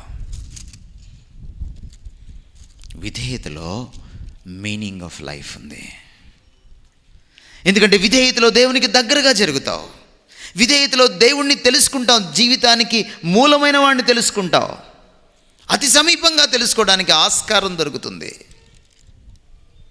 విధేయతలో నీ భవిష్యత్ ఏంటో దేవుడు తన చిత్తంలో నీకు చూపిస్తూ వెళ్తాడు. నీ గతాన్నే కాదు, నీ ప్రస్తుతాన్నే కాదు, నీ భవిష్యత్తును కూడా నువ్వు అర్థం చేసుకోవడానికి విధేయతలో ఆస్కారం ఉంది. అందుకనే మూడవ సూచన చేస్తున్నాడు, ఒబే గాడ్. నీ జీవితంలో మీనింగ్ కావాలా? Obey God. సామెతల గ్రంథం 3వ అధ్యాయం 5-6 వచనాల్లో ఒక మాట ఉంది. నీ స్వబుద్ధిని ఆధారం చేసుకోవద్దు, నీ స్వభావం అంతటి మీద యెహోవా అధికారమునకు ఒప్పుకొనుము, అప్పుడు ఆయన నీ మార్గమును సరళము చేస్తాడు. నీ లైఫ్ స్మూత్గా ఎప్పుడు వెళ్తుంది? నీ స్వభావం వద్దు, సొంత పైత్యం వద్దు, సొంత ఆలోచనలు వద్దు, నాకంతా తెలుసు అనుకోవద్దు, నీకు ఏది తోచితే అది చెయ్యొద్దు. ఒకని మార్గం వాడికి మంచిగా తోస్తుంది, కానీ అది మరణానికి నడిపిస్తుంది. నీకు అర్థమైనా అర్థం కాకపోయినా ఒబే గాడ్. దేవుడు ఏదైనా చెప్తే ఒబే గాడ్. ప్రతిరోజు నువ్వు బైబిల్ చదువుకుంటున్నప్పుడు దేవుడు ఒక చిన్న మాట చెప్తాడు నీకు, ఒబే, విధేయత చూపించు. చూడు నీ లైఫ్లో ఎంత మీనింగ్ ఉంటుందో. ఎస్, అది కష్టం. ఈ ప్రపంచంలో అత్యంత కష్టమైన విషయాల్లో ఒకటి ఏంటంటే దేవుడికి తల ఒగ్గడం, దేవునికి విధేయత చూపించడం. ఎందుకంటే ఆయన చిత్తము చాలాసార్లు నీ చిత్తానికి వ్యతిరేకంగా ఉంటుంది, ఆయన ఇష్టం చాలాసార్లు నీ ఇష్టానికి వ్యతిరేకంగా ఉంటుంది. Yet there is goodness in it. అయినా అందులో మేలుంది, అందులో మేలుంది. కొన్నిసార్లు మన బాడీలో కొన్ని ఫారెన్ బాడీస్ వచ్చి కూర్చుంటాయి. డాక్టర్ గారి దగ్గరికి వెళ్తే కొయ్యాలంటాడు, కొయ్యాలంటాడు. కోస్తేనే నీకు బతుకు. విధేయతలో కష్టం ఉంటుంది, విధేయతలో ఇబ్బంది ఉంటుంది, బట్ అందులో మేలు ఉంటుంది. నీ దేవుణ్ణి నువ్వు తెలుసుకోవడానికి అతి సమీపంగా అది నీకు అవకాశం ఇస్తుంది. నీ జీవితాన్ని నువ్వు అర్థం చేసుకోవడానికి, దేవుని వెలుగులో, దేవుని కళ్ళద్దాల్లోంచి చూడడానికి అది నీకు అవకాశం ఇస్తుంది. అందుకనే ఎవరైతే విధేయత చూపిస్తారో ఆయన మాటకు, వాళ్ళ బ్రతుకు అద్భుతంగా ఉంటుంది. అబ్రహాం జీవితాన్ని చూడండి. నది అవతల ఆయన వినాయక చవితి రోజు బొమ్మలు అమ్ముకుంటూ, కృష్ణాష్టమి రోజు బొమ్మలు అమ్ముకుంటూ, అద్భుతమైన దేవుళ్ళ బొమ్మలు చేసుకుంటూ కూర్చొని ఉంటే, దేవుడు ఒకరోజు ఆ నది దగ్గర ఆయన తిరుగుతూ ఉంటే కనపడ్డాడు. అబ్రహాము, యువతలకు వస్తావా అని అడిగాడు. అబ్రహాంకి ఆ దేవుడు ఎవరో తెలియదు. అబ్రహాంకి ఆ దేవుడు ఎవరో చాలా కొత్త. మరి ఏమైందో తెలీదు. అందుకనే విశ్వాసులకు తండ్రి అని పిలువబడ్డాడు. ఈరోజు 3 మతాల వాళ్ళు ఆయన్ని మా తండ్రి, మా తండ్రి, మా తండ్రి అని పిలుచుకుంటున్నారు.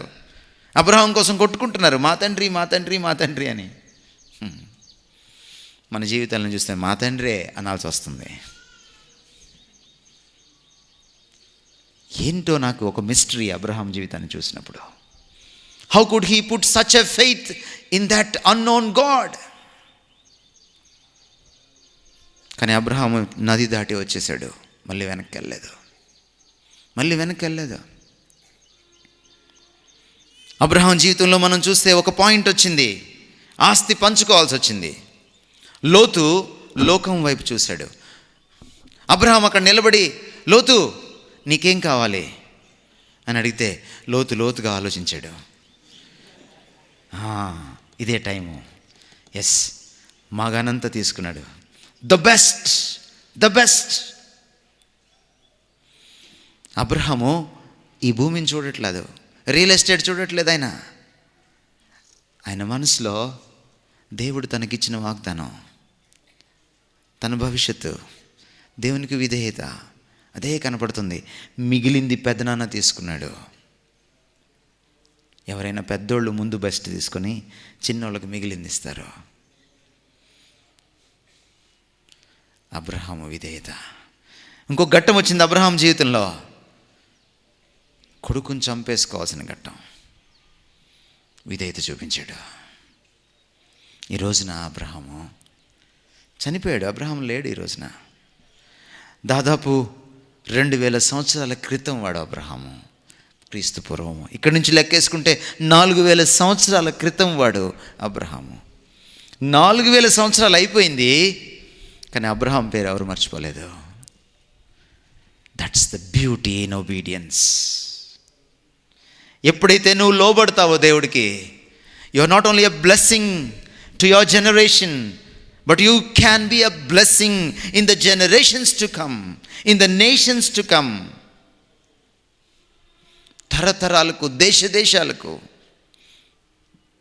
నువ్వు బ్లెస్సింగ్ అవుతావు. దేవునికి విధేయత చూపించడంలో ఉన్న గొప్పతనం ఇది.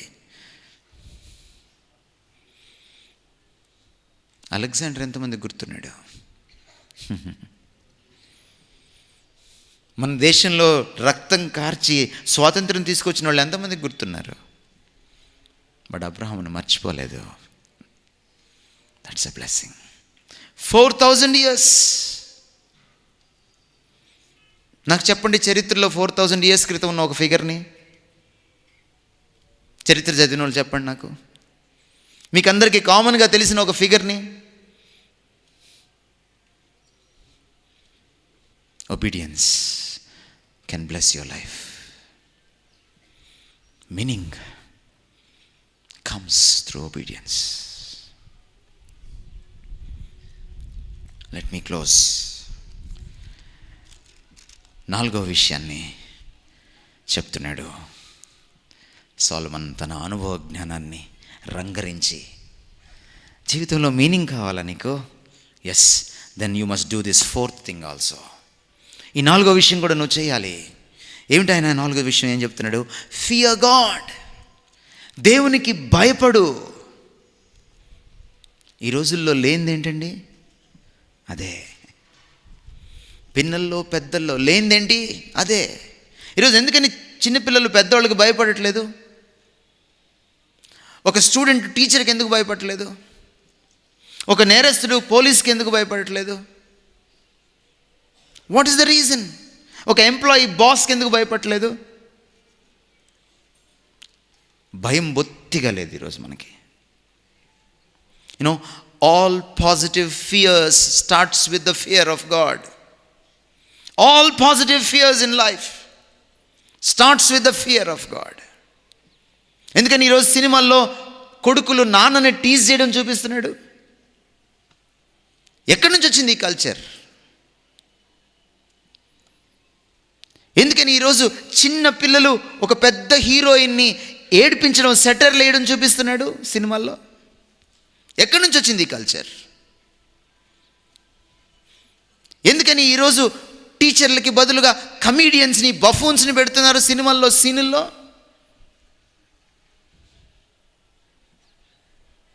టీచర్ కంటే స్టూడెంట్ తెలివిగలవాడు అని ఎందుకు చూపిస్తున్నారు? నిజంగా అంతుందా నీకు? 15 years టీచ్ చేశాను నేను. నా క్లాస్లో 60 మంది ఒక సెక్షన్ అయితే, కొన్నిసార్లు 2 సెక్షన్స్ కలిపితే 120 మంది. 5 నిమిషాల్లో సెల్ ఫోన్లో అటెండెన్స్ తీసుకుంటాను నేను. 5 నిమిషాలు తల తిప్పాడా చచ్చాడే. వాడిని ఏం తిట్టాను నేను? ఒక క్వశ్చన్ వేస్తాను, అమ్మాయిల ముందు జవాబు చెప్పలేడు, చాలు అడిగది వాడి జీవితానికి. సెటైర్ వేసాడా, మళ్ళీ సెటైర్ పడిందే. పక్కన అమ్మాయిలు ఉంటారు, జాగ్రత్త, పరువు పోద్ది.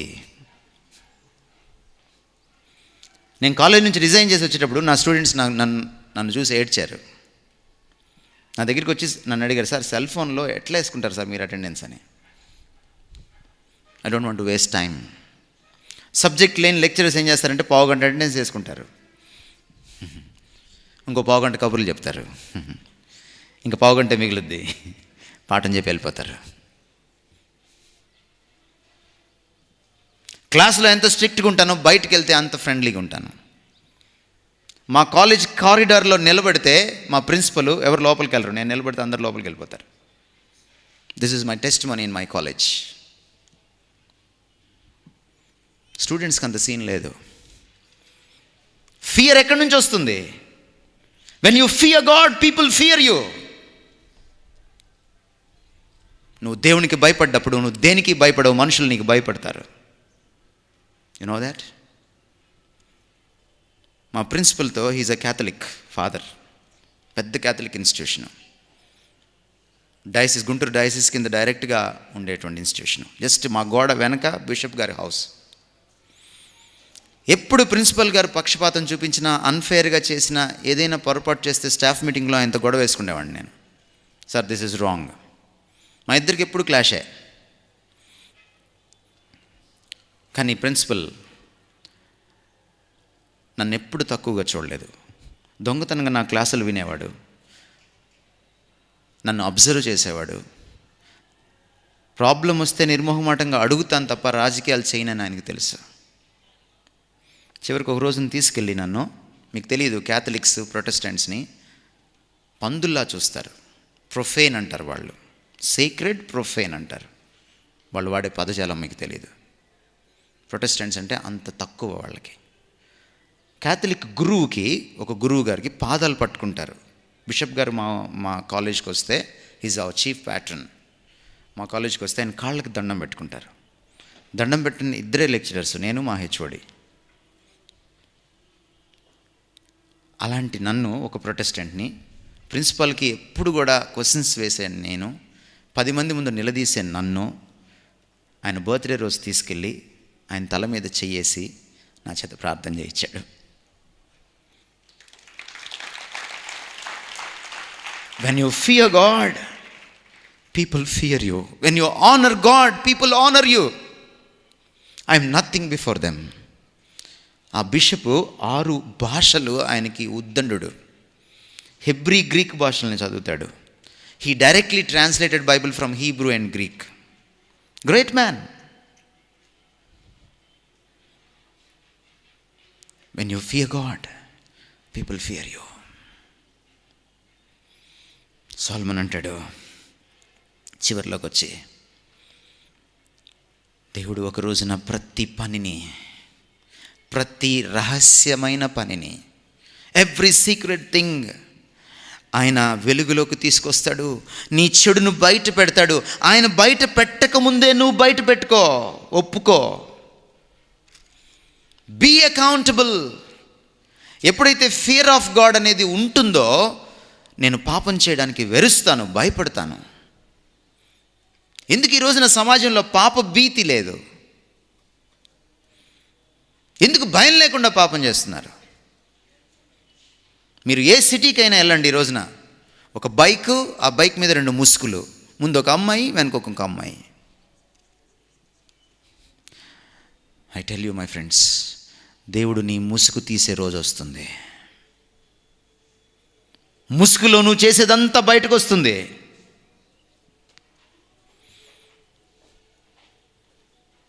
Fear God. పాప భీతి ఎక్కడుంటుందంటే దేవుని గురించిన భీతి ఉన్నప్పుడు వస్తుంది, అప్పుడే వస్తుంది.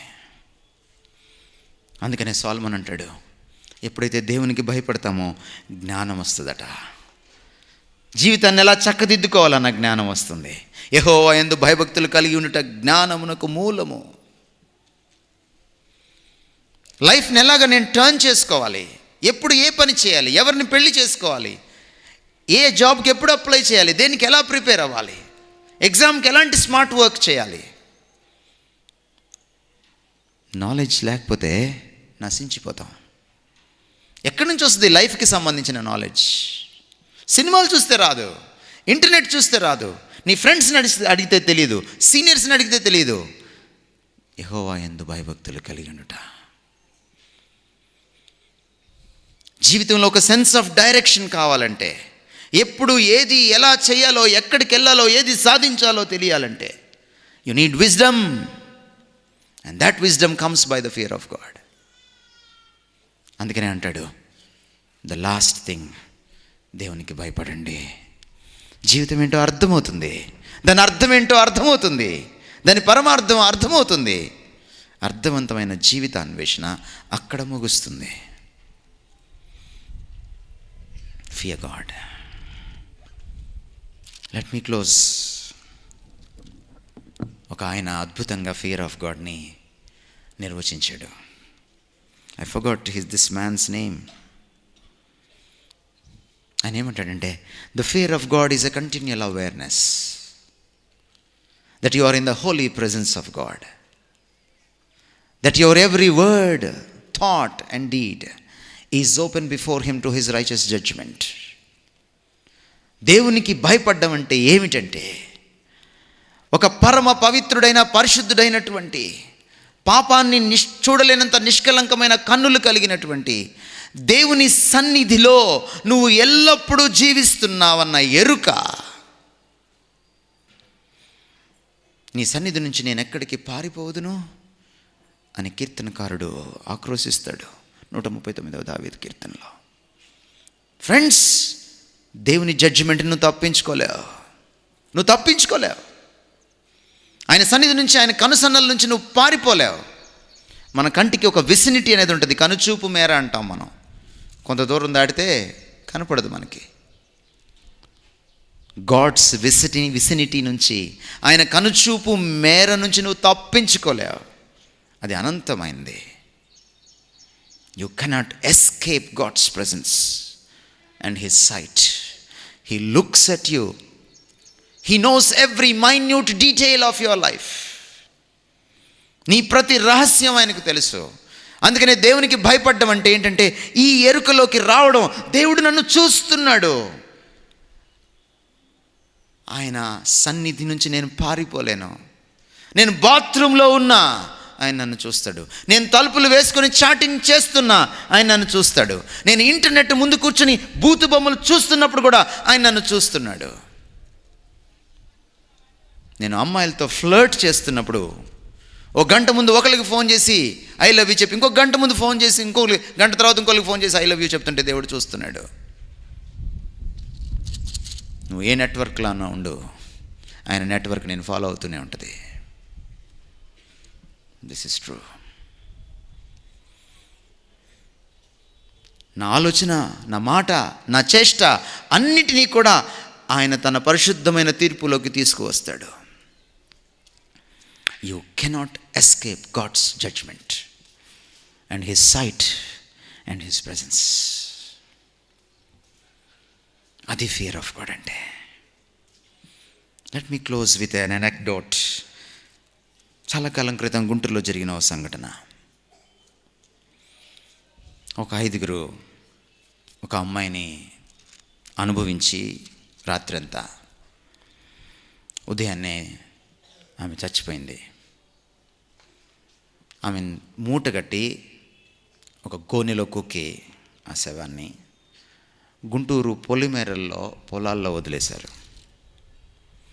4 రోజుల తర్వాత కుళ్ళు వాసన వస్తుంటే శవం ఉందని తెలిసింది. పోలీసులు ఆ శవాన్ని రికవర్ చేసుకున్నారు. ఆరా తీస్తే గుంటూరులో ఉన్న ఒక హోటల్లో ఒక 5 కుర్రాళ్ళు ఆమెను అనుభవించేటువంటి పరిస్థితుల్లో ఆమె చనిపోయింది. నా పేపర్లో నెక్స్ట్ డే ఏమని పడిందంటే, బడా బాబుల పిల్లల్ని తప్పించడానికి ప్రయత్నిస్తున్న పోలీసులు అని పడింది. ఈరోజు వరకు కూడా ఆ 5 ఎవరో తెలియదు. చాలా సంవత్సరాల క్రితం జరిగిన మాట ఇది. చట్టాన్ని తప్పించేసుకున్నారు వాళ్ళు. ఆ రోజుల్లో టెక్నాలజీ అంత ఇంప్రూవ్ కాలేదు. కొన్ని టెస్టులు చేయాలంటే బాంబేకి పంపించాలి, ఢిల్లీకి పంపించాలి, చెన్నైకి పంపించాలి, బయాప్సీ తీసి అప్పుడు రిపోర్ట్ వచ్చేది. నెల రోజుల తర్వాత మళ్ళీ పేపర్లో ఇంకొక వార్త పడింది, ఆ చనిపోయిన స్త్రీకి ఎయిడ్స్ ఉంది అని. You cannot escape God's judgement. దేవునికి భయపడడం నేర్చుకోవాలి. ఈ ప్రపంచంలో ఉన్న ప్రతి అధికారాన్ని నువ్వు కాదనగలవు. ఈ ప్రపంచంలో ఎవడికన్నైనా నువ్వు కప్పగలవు. బట్ ఆయన కళ్ళు కప్పలేం. ఆయన జడ్జిమెంట్ని, ఆయన తీర్పుని తప్పించుకోలేం. అది అంతిమ తీర్పు. అక్కడికి రాకుండా ఉండాలంటే ఒకటే నీకు మార్గం. ఇప్పుడే నీ పాపాన్ని ఒప్పుకొని యేసుక్రీస్తు శిలువ రక్తంలో నువ్వు కడుక్కున్నప్పుడు దేవుడితో నువ్వు రీకనెక్ట్ అవుతావు. నీ హృదయంలోని పాపాన్ని, దాని యొక్క పర్యవసానమైన అపరాధ భావాన్ని తొలగించుకోగలుగుతావు. దేవునికి లోబడ్డానికి ఆయన నీకు పరిశుద్ధాత్మనిస్తాడు. లోబడ్డం నేర్చుకుంటావు. దేవునికి భయపడ్డం కూడా నేర్చుకుంటావు. అప్పుడు నీ జీవితంలో మీనింగ్ దొరుకుతుంది. May the lord bless this word. తలలు వంచండి, ప్రార్థన చేసుకుందాం. తలలు వంచండి, ప్రార్థన చేసుకుందాం. కొన్ని క్షణాలు మౌనంగా ఉందాం. కొన్ని క్షణాలు మౌనంగా ఉందాం. సైలెన్స్ చాలాసార్లు మన సెల్ఫ్ని మన ముందుకు తీసుకొస్తుంది.